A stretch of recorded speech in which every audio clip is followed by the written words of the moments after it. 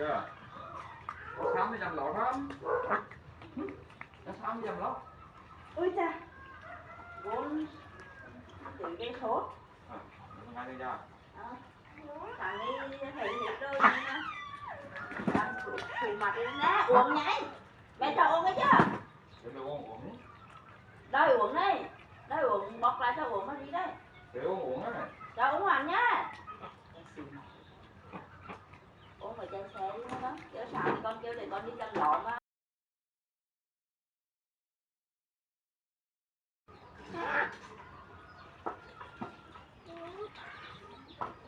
Nhanh nhẹ, mẹ cho uống hoàn nhá. Cho uống con bé nhá.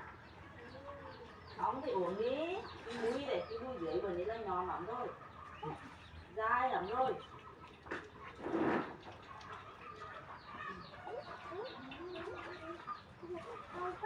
Không phải.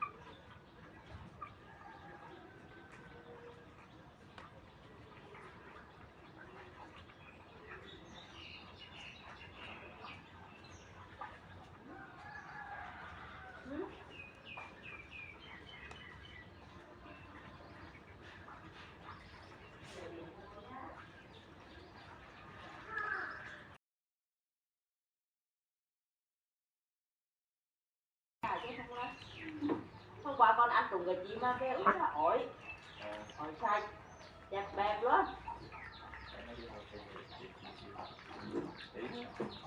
Em hiểm thiệt, con ăn đúng một con hiểm thôi.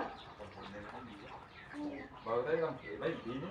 Rồi con kêu là nằm con cũng không ăn. Con ốm bụng lắm một đêm đi. Nói về là lên đây nhiều nữa ăn lại như vậy, ăn là lại tiếp. Không phải lên mua về thì nó không có chờ mua về cái gì người ta cứ Đi thiếu. Rồi con mình nếu mà cái con không điện nó thuốc. dạ. Mình con thì bỏ bắt nhắm thôi.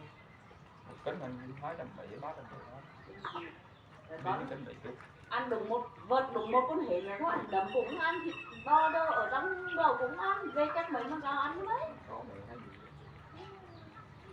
Con phải về là con ăn là mình nhớ là